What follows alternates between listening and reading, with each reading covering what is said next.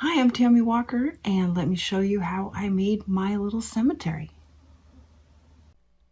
My art adventure starts out with a 2-inch thick piece of blue foam, and I started painting it all black, and I realized I needed more of a hill to my design, so I cut out some more foam and I skewered and glued it down to the top layer.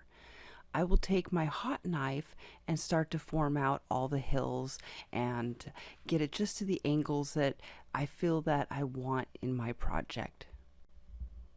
I like to do research before I start a project, so I did look up a lot of pictures and videos of cemeteries online from around the world. So I pieced together different ideas and really wanted to fill up my cemetery as much as I could, but also adding some trees and able to use some things that I haven't been able to in other projects before.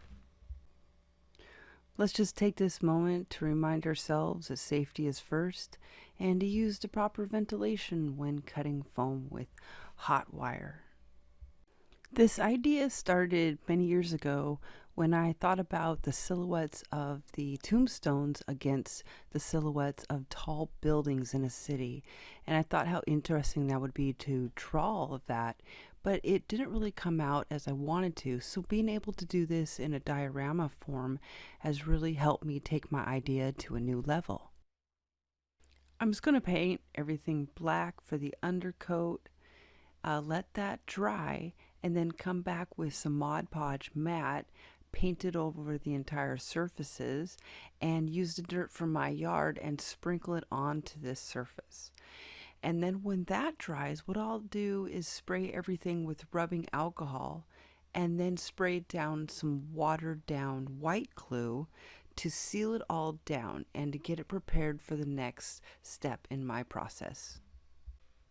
I found this black static grass online and I was really excited to use it for this project. So we'll see how much it'll take to use. I found these trees online also, and I'm just going to go ahead and spray paint them all black.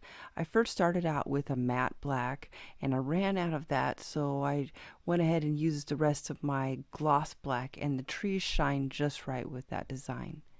I found this little gate I had in my supplies, actually a fence, and I thought, well, let's see what that looks like to the scale that I want. So I just use a toothpick and poke some holes right into the dirt and foam. And I set that up, and I take my little figurine that I want to use to make my figurine look like they're holding a light looking into the cemetery as they're walking by. And I feel like those are just not tight enough between the rails there. So I'm going to go ahead and just make my own fence and gates with balsa wood. An emery board is a great, inexpensive item you can get anywhere, and it has a fine side and a medium side, and it works really well for sanding down the balsa wood. So I got all the points made for everything, and I've just taped it down onto my ruler there over my design and slowly pieced and put it together and glued it down. I'll cut those bottom parts off after I paint it and then insert it to the ground.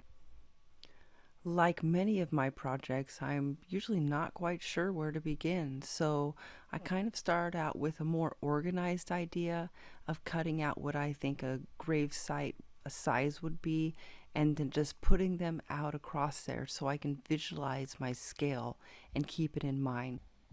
All my tombstones are made with my balsa wood scraps that I've been saving in a container from making all the balsa wood houses and dioramas. So I used a variety of different things for my tombstones and found some really super tiny people, the army guy.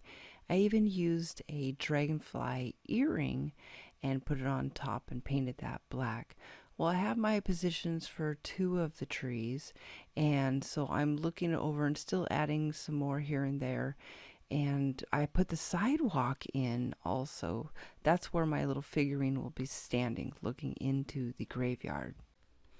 There's an assortment pack you can buy of the trees online, and they're really nice. They come up with all different shapes and sizes, and I have the biggest to the smallest from the packs in here. So I've positioned my trees so that they look good from every angle, and it gives it a nice balance, not too heavy on one side and not too light on the other. I went through my jewelry box, found a tiny little cherub head and other little tiny things just to add some detailed tombstones, so when your eye does wander around, you can pick up these little details and make you look deeper in. So this was hundreds and hundreds of tombstones, and I really had to look at a lot of pictures and just create my own designs or duplicate them with different heights or widths. Some of these I poked into the foam and dirt and glued them in. Others I just glued right on top. Thank you for watching my videos and hanging with me while I try to get my sound just right. My last video, the sound just got worse and worse as the video went on, and I don't know what I did wrong. So I'm trying to understand this system. Maybe I need to get a better program. With all the tombstones in, it's time for the static grass. This is so exciting. I use a super tiny brush and start painting that Mod Podge mat all over in between all the tombstones. I really try not to get underneath the trees, but a couple areas I wasn't paying attention, so I got a little bit under some of the trees, but tried to make note of it as I went along. With my static grass applicator, I'm going to go ahead and shake that on there. The electricity somehow scientifically causes the grass to stick straight up. I'm sure there's a much better explanation from another diorama maker, but that's what you'll get from me today. Making videos can be a little nerve-wracking because you're like, should I just be all like a robot and give it exactly the logical information everybody needs, or should I just try to be myself and joke along with what I'm doing? It's a difficult balance when you're trying to find out who your video personality is. I will apply the static grass, dump it off, and then apply it a second time to really fill in the areas. I left a pathway from the gate all the way up to the top and kind of zigzagged off there at the end. And I didn't really use that much static grass. I was quite shocked and a little happy because that means more projects. So at least I was smart enough to take a picture of where all the trees went before with my phone so I can remember to put them back in.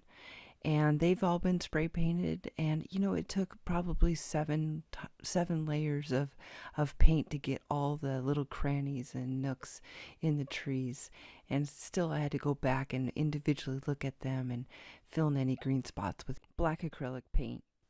Now I've glued the last tree in, pushing it down, making sure it's the height I want it to be. I have my little figurine, and I hot glued the LED, which is a little nano light, to her hand and down her body. I'll put a hole into the sidewalk and wire that down underneath, where I've actually cut out a little passage for the wires to go through. Her cloak looks pretty good. The light shines into the cemetery. You can see the little channel that I melted away, and I will make a little box for that. In the Pacific Northwest, where I reside, we have pretty modern cemeteries when it comes to history. So I found it fascinating to look at the different cemeteries and graveyards around the world and across the nation. Also in my area, we have 2 cemeteries that are located on dead-end streets. We have a cemetery shrouded in mystery. A lot of cemeteries I have visited are extremely large and spread out, and not very many large tombstones, more small grave markers set upon the ground. One of my ideas that I wasn't able to do with this is I wanted a cross-section cutout view of a coffin underneath, but I feel that's a great idea for a larger scale diorama in the future. And I do have some drawings from back when I was younger and had originally done this drawing of those ideas. So maybe I'll incorporate them into a future project and maybe even make a cemetery for one of my die-cast diorama sections of my die-cast diorama town. I use half of the scrap wood up in my box, so that's a celebration right there. And I really liked how this turned out. Spraying the trees with the paint really secured the product that they put on there to look like leaves. And I'm just pointing out some of the special tombstones that I've put in here and what it looks like as you turn it around and see the different variations of trees and tombstones hidden away throughout. Thank you for joining me, and I hope you have a beautiful day.